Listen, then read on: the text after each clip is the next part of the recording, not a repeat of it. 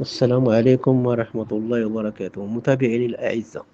مرحبا بكم في هذا الفيديو الجديد، فيديو بعنوان: عندما يبتعد عنك الجميع يكشف الله لك من يستحق البقاء في حياتك. الناس يرحلون عند الشدة، لكن الله لا يتركك أبدا. في لحظات الضعف تتبدل الوجوه ويكشف الزمن حقيقة القلوب، فيبتعد من كان قريبا وتختفي الوعود.